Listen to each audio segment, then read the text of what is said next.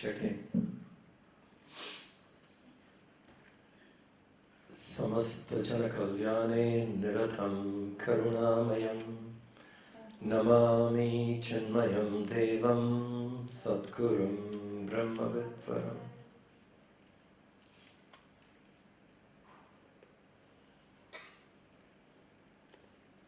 My salutations to everybody present here.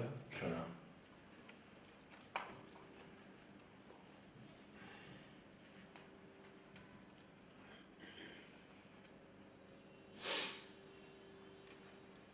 A fox got up in the morning and saw its shadow. Early morning, the shadow looked too long, and the fox told itself, looking at the shadow, said, I think I should eat camels for breakfast. Audio. Sound coming here.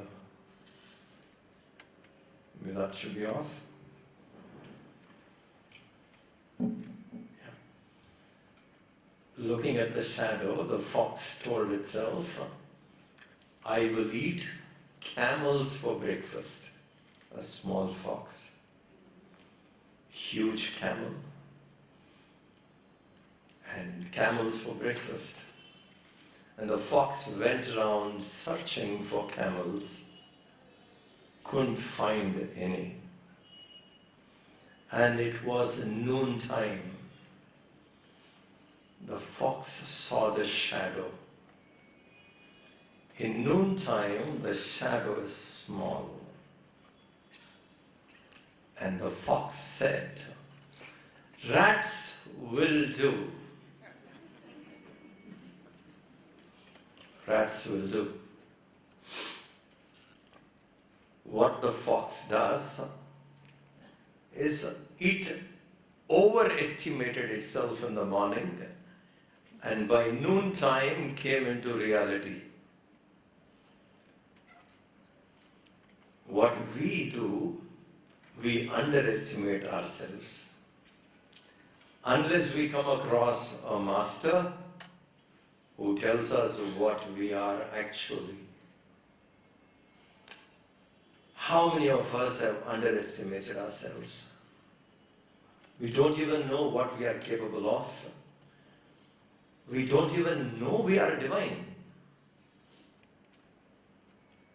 We don't even know what is the strength we actually have.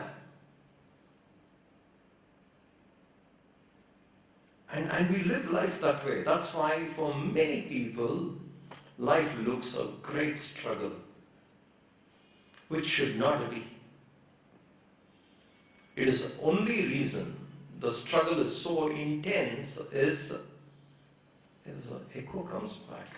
I don't know where, maybe the volume can go down a bit. Wherever.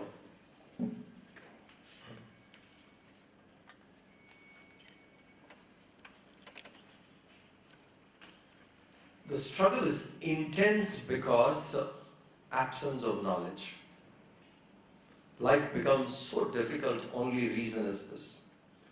Not having right knowledge, life looks so difficult to handle. Once we gain the knowledge, and through the eyes of the knowledge, when we see, life would be very easy to deal with. And that's why we are grateful to all the masters who came and gave us this knowledge time to time. And that is one of the topics of this particular chapter 4.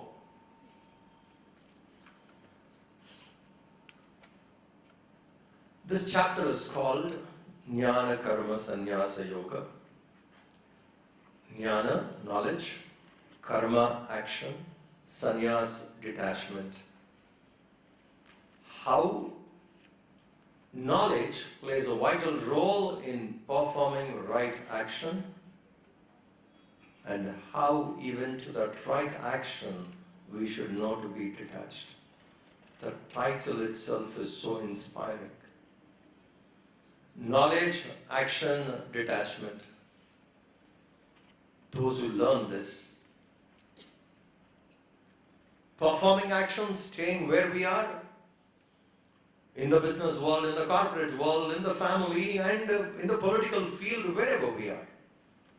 Performing actions with right knowledge, jnana, karma, action has to be performed correctly, and to that very action we should learn to be detached.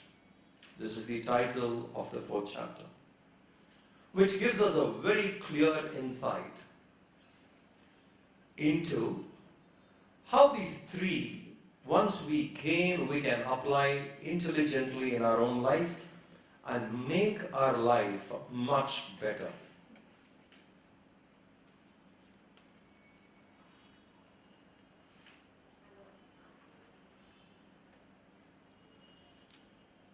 Few years back, 1 or 2 years ago, I happened to visit Abu Dhabi for a lecture.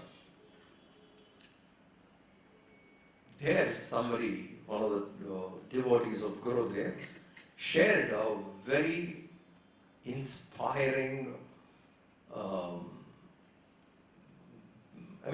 what he was inspired by Gurudev's presence and how Gurudev opened out the talks there.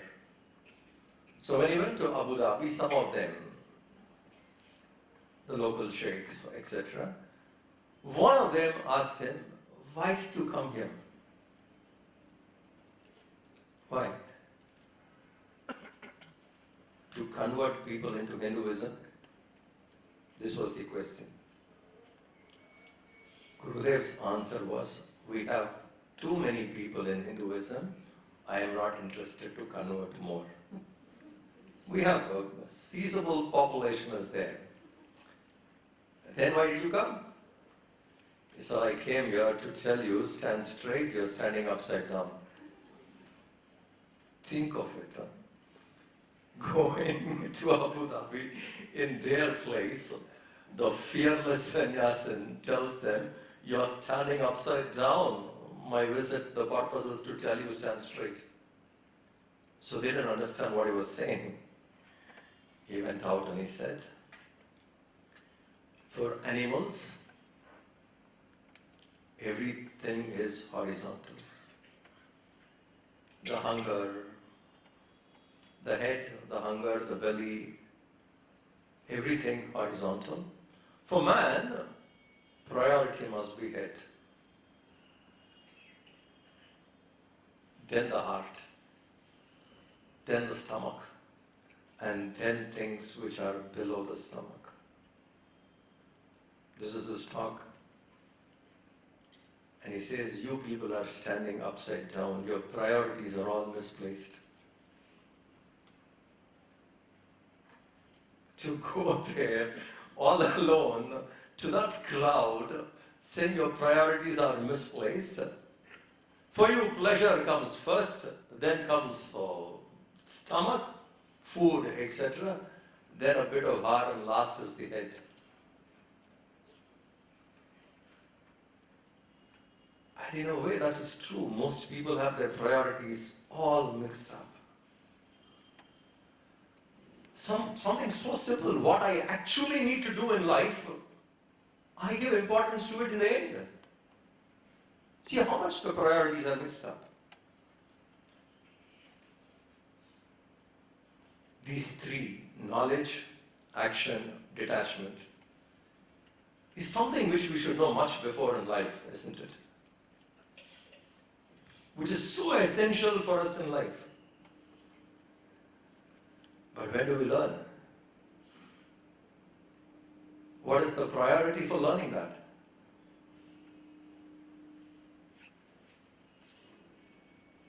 So many other things which we feel are much more important, and then this also.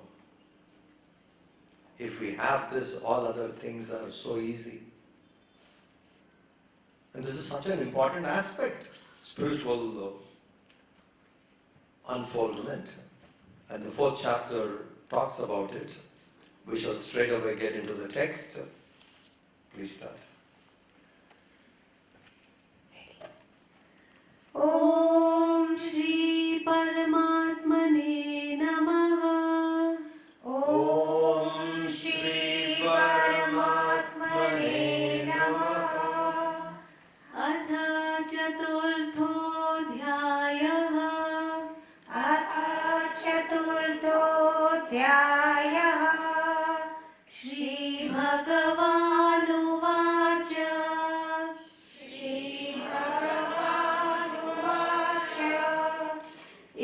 Imam vivasvate yogam.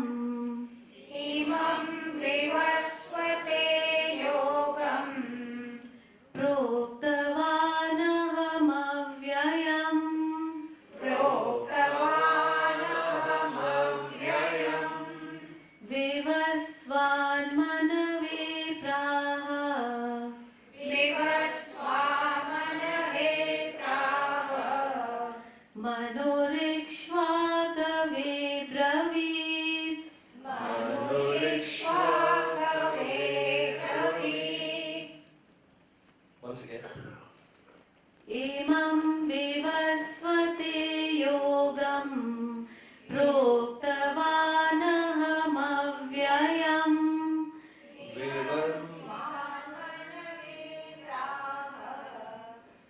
Manorikshvakave bravit. Okay, we'll do it this way. First time when we chant, we go by half a line. Repeat. And second time when we chant together. Sri Bhagavan Uvacha, Lord Krishna speaks here. He says, Imam vivasvate yogam proktavan aham avyayam. Bhagavan says here, Aham proktavan imam avyayam yogam. I imparted this avyayam yogam, this eternal yoga. I imparted, proktavan, imparted this eternal yoga, vivasvate, to Lord Sun. Krishna is telling Arjuna, Arjuna, I imparted this knowledge once upon a time to Lord Sun. And Lord Sun, Vivaswan Praha, Lord Sun in turn taught to Manu, Manave. And Manu, from there, Manu Abravit, Manu told this to Ikshvaku dynasty, people of the Ikshvaku dynasty. And that's how this knowledge came down. Just imagine, you meet somebody and someone tells, this is what I'm talking to you. I spoke the same thing 1,000 years ago. How would you listen to that? What I'm telling you, I told 1,000 years ago. Very difficult to accept. And here Krishna is telling Arjuna, hey Arjuna, I told this knowledge, I gave this knowledge to Lord Sun. And he in turn gave it to Manu, and Manu gave it to Ikshvaku, and that's how this knowledge came. But in the beginning, I imparted this knowledge to Lord Sun. Arjuna must be looking at Krishna, saying, what are you saying? What do you mean that you gave this knowledge to Lord Sun? I mean, actually, he puts a question later. So Arjuna was watching, listening, like, how? What do you mean? So we need to understand, if a person like Krishna and a person like Vyasa, who compiled this wisdom for us, has to say that, it means much more than the words. If Krishna says, I gave this knowledge to Lord Sun in the beginning, and from Surya, Vivasvate, from him it came to Manu, and from Manu to the Ikshvaku dynasty. What do you understand by saying, I gave this knowledge to Lord Sun in the beginning, imparted this knowledge? Lot to think, isn't it? We have to understand, before we go more into this text, the Hindu Shastra, these books like Gita, the Upanishads, etc., sometimes are written poetically, some places. Some are very symbolic, some portions are extremely symbolic, some are very poetical, and most of it is direct, factual. So a person who knows the art of understanding the scriptures would know this is poetical, this is symbolic, this is factual. To get that grasp, where I have to see it poetical, where I have to see it symbolic, a kind of study, reflection needs to be done. So that's why it is always easier and better, safer to learn these books from people who have done sufficient amount of contemplation, have read it, reflected upon it. In the reflection, then we understand, oh, this is poetic, this is factual, this is symbolic. So son, here we have to understand when Krishna says, I imparted this knowledge, the life actually began from the presence of the sun. We understand how much of energy the sun plays. Sun was a vital role, and Adi Deva we worship. So it is a very simple understanding right from the beginning of the mankind, humanity, from the time immemorial, that time itself this knowledge was imparted. Which knowledge? The one which Krishna discussed with Arjuna in the 2nd and the 3rd chapter. So in the 4th chapter is saying, this what I imparted to you and what I'm going to impart to you is something which was discussed even before. So what I'm telling you is something which has come down the line traditionally. That is what I have imparted to you, which was the same knowledge right from the beginning of the creation. Sun represents that. It was imparted. It's a very special knowledge, very traditional that way, from one generation to another generation it was imparted. And that same knowledge I am telling you now, hey Arjuna.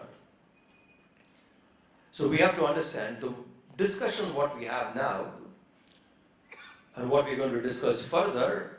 This is a very, very ancient, time-tested knowledge. We don't have to analyze it. Our analysis should be how to arrive upon what is said. We don't have to analyze, is it correct or wrong? Is it right or wrong? That analysis we don't have to do, because this is not a wisdom which was born yesterday. This is a wisdom which was born many centuries ago. From the beginning.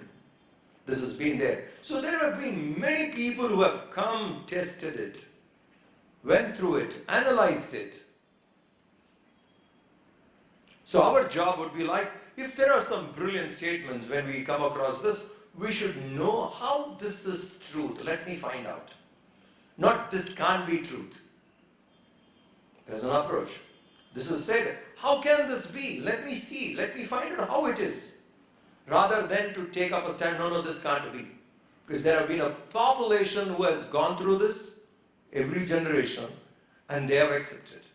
So it's a brilliant wisdom that way.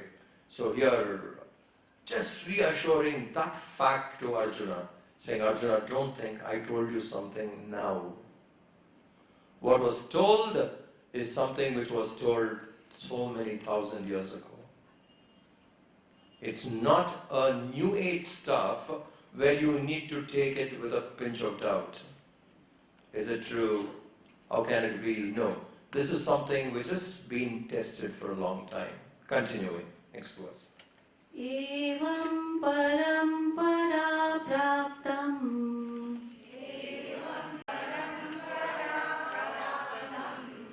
इमं राजर्षयो विदुः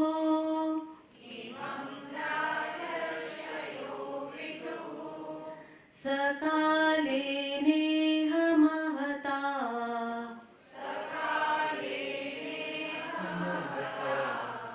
योगो नष्टः परन्तप Yogo nashta parantapa एवं परम्परा प्राप्तम् इमं राजर्षयो विदुः सकाले नेह महता योगो नष्टः परन्तप. It's a beautiful verse where Krishna tells, Evam parampara praptam imam rajarshayo viduhu. He Parantapa, that's how he calls Arjuna, Yogo Nashta Parantapa, He Parantapa, He Arjuna. Please understand, Raja Rishis in the beginning, the royal sages, who were the teachers for the kings. A Raja Rishi is one who advises the king. So for the people of good governance, they had people of spiritually established people as their advisors. And that's very, very important. For good governance, spiritual advice is mandatory because they look at it from a very different angle. Today the corporate world is waking up, saying, yes, we need value-based management. Why you want value-based management? You see there is a kind of a values declining, and these values are all spiritual. So every king in the past had a royal sage. Vishwamitra, Vasishta, they were all in the palaces guiding. And then they moved to the forest, but they were there advising the kings. Lord Ram, had two gurus, Vasishta and Vishwamitra, advising Dasharatha as well as Lord Ram. So that way, for good governance in the past, spiritually established people were their advisors. So here he says, once this was given, the Raja Rishis in turn gave it to the ruling community, and they knew it, and it was passed down. Viduhu, they knew this, and which was thus traditionally evam parampara praptam, and it was traditionally handed over from one generation to another. And in a long passage of time, Mahat Kala, this got nashtaha. This got lost over a long passage of time. But in the beginning, this is how it was handed over, and for a very long time, it was well kept. But anything which is there for a while, for a long time, slowly loses or sometimes gets diminished. Now let me ask you a question. Some of you are celebrating Ganesh Chaturthi, which recently went, or Diwali. Where did you learn to celebrate that? You came to Chinmaya Mission and here we taught you. You knew it before that. Did you go to a Gurukul to learn? Where did you learn that Ganesh Chaturthi must be practiced every year? Where did you learn that? Or Krishna Jayanti should be practiced, celebrated. Diwali must be observed. Where? Who taught you? Huh? Parampara, family. Please remember, certain practices which we are having now was taught to us by none other than our own parents. And they got it from their parents. They got it from their parents. It goes that way. To how many thousands of years? Please think. Small thing which your mother taught you or your grandmother taught you was something which has come down the lane. How many thousands of years? It's not learned elsewhere, it was learned in the family. It's your family which has given you this knowledge, heritage. Please think.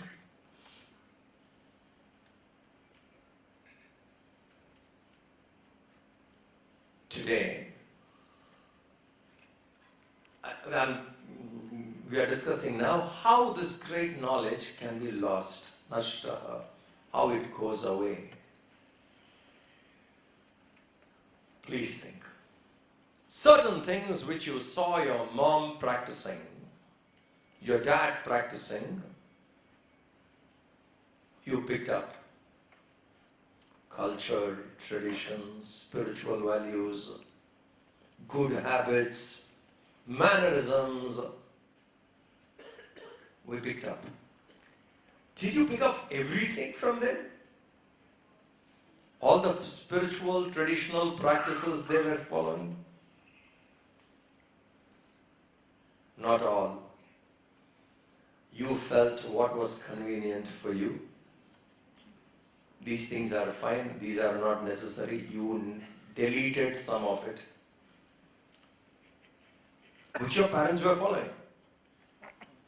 It didn't suit you, it didn't come, or you found it difficult, or you found it elaborate. Whatever be the reason, you deleted it. The things which you deleted from what your parents practiced, your child never gets to see it. So your child sees what you are practicing. Think. And picks up what? Everything what you practice? They are your kids. You deleted some and they are of this generation, they delete many. Think over. So from what you practice, your child picks up few. So your grandchild is going to see what? The few things your child picked up. Now you understand? In your life, what you saw as your parents doing, and when by the time it comes to your grandchild, how much of it is lost? Think. Yet, we still have in abundance today cultural values. Still, in spite of generation to generation values and practices, traditional observations, all getting lost, still there is a huge, observations are still practiced, alive. Please think how powerful they must be to have stood time from that time till now.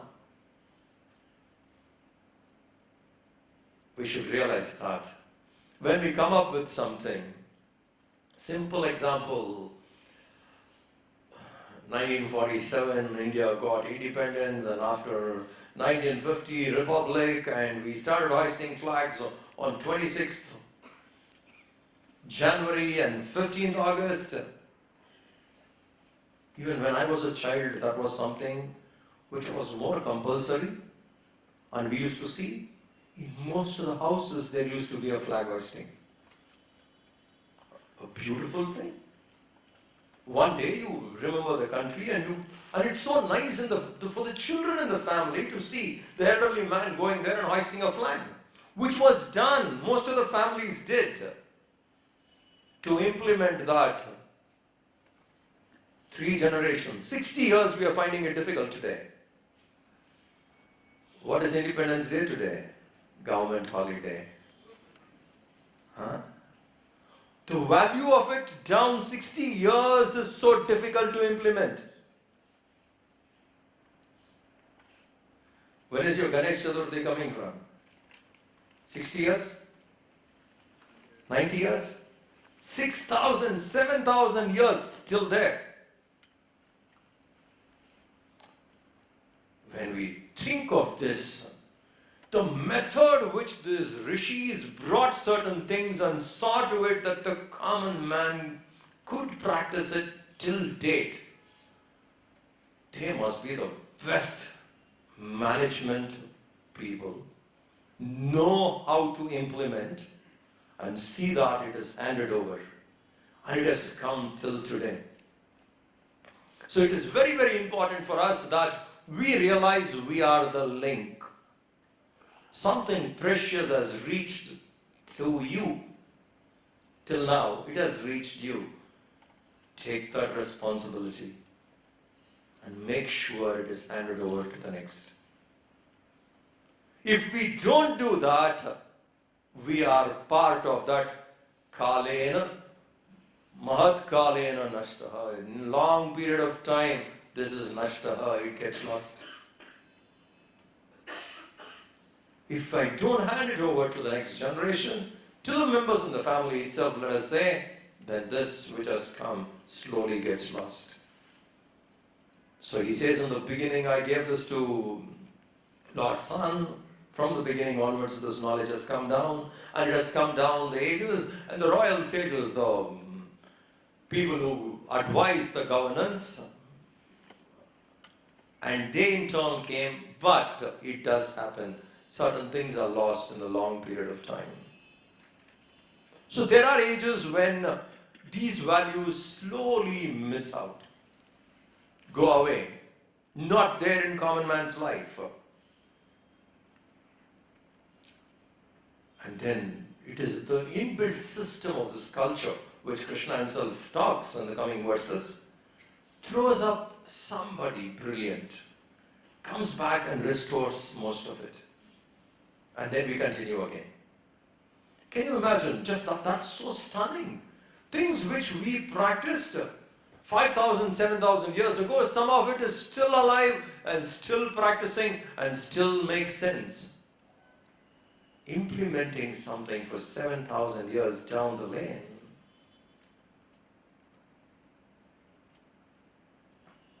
That itself is a greatest lesson we need to learn. And one of the greatest lessons we need to learn is at family, at home, they should learn. These things were taught at home, not anywhere else. It was not taught outside home. It was taught at home. So what must be the home culture? What must be the home wisdom? Home culture and home wisdom. Today, what is the home culture? If we have to take what is the home wisdom, please think. How minimum we impart, and sometimes we take pride. Pride in saying, I rejected it because it made no sense to me. And something which people followed for 7,000 years, it makes no sense to you. I mean, it made sense to all of them and nobody in between objected. And here comes a person saying, it made no sense and I dropped it. I have not analyzed it sufficiently to reject it. So this is how this parampara continued. Great knowledge came down the ages, and there are times when it is not completely lost. Takes a back seat, not many people practice it. So this is what he says here, where Krishna says, Hey Arjuna, the royal sages knew this, which was thus traditionally, evam parampara praptam, traditionally handed down, mahat kalena, due to long passage of time, saha yoga, this great knowledge, also is lost, nashtaha, iha, in this world. There are times when this is lost. Continuing, next verse. Sa evayam maya tedya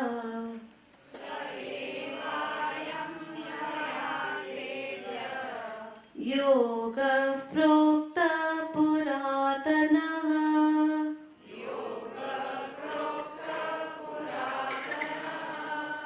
bhaktosi me sakha cheti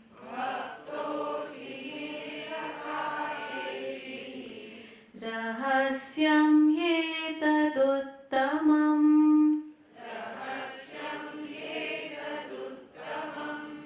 sa evayam maya tedya yokta prokta puratanaha bhaktosi me sakha cheti rahasyam yetaduttamam. Hey Arjuna, that same knowledge which has stood the test of time, many intelligent people, many intellectual skeptics have all analyzed it. And that same knowledge which has stood the test of time is something I'm telling you now. That very same ancient yoga, Puratana yoga, ancient yoga is this I am, which has been taught by me to you now. In the earlier two chapters, second and third, and now onwards, that same thing I'm teaching. I'm not saying something from my own experience. I'm saying something where my experiences match with the ancient experiences. It's not something new where you need to doubt it. Here is something which tested in time.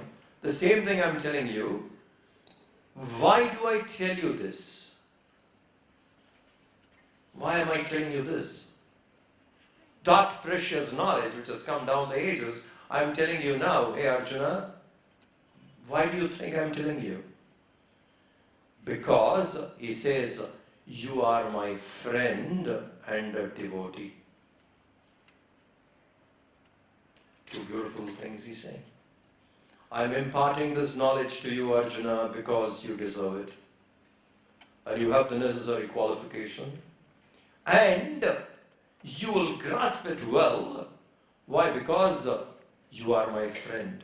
You can take the liberty to cross-examine, cross-check, ask as a friend. And also you are my devotee. You are my friend and a devotee. Friend is someone whom we choose on our own. It's a choice made by us. It's our choice. And with a friend you dare to be yourself. You can be what you want to be with a friend.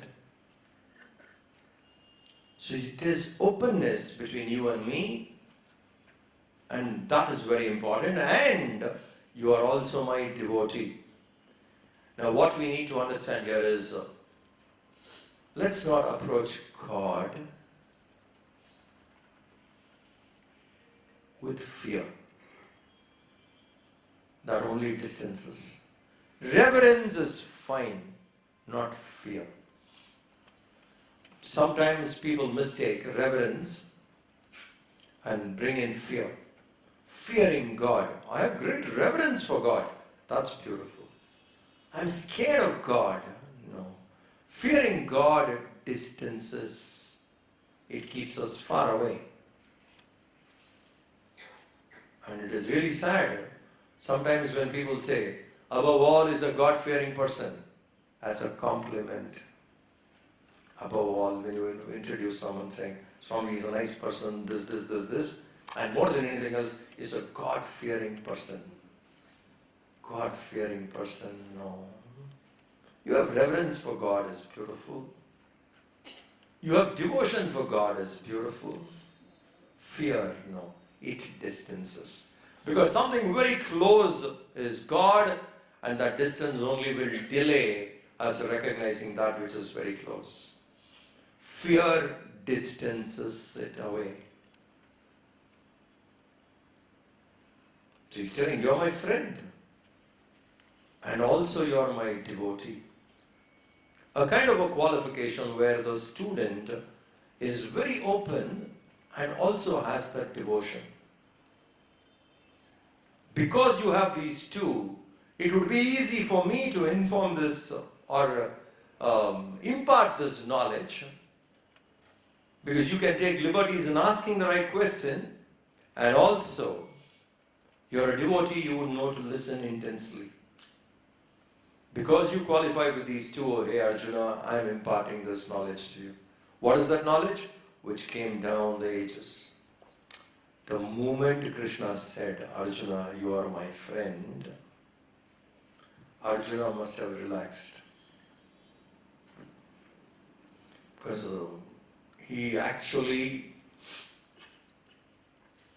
collapsed in the first chapter of the Gita, mentally, got disturbed, and tried his best to hide his incompetency, to hide his weakness. Tried his best. In many ways he tried to camouflage, defend himself, speaking a language of a noble person, but actually trying to hide. And it's not easy. To be Arjuna is not easy. We have our sympathies for him. Simple reason. When you love someone, you hesitate even to hurt through words, isn't it? I know this is the truth. If I say that person would be hurt, let me not say, hold back. You know, it is good and it is important to say, and that is truth. Maybe some other time I'll say, now if I say, the person will be hurt. Why? Because I like this person so much. Where there is love, even to hurt through words is difficult. We avoid.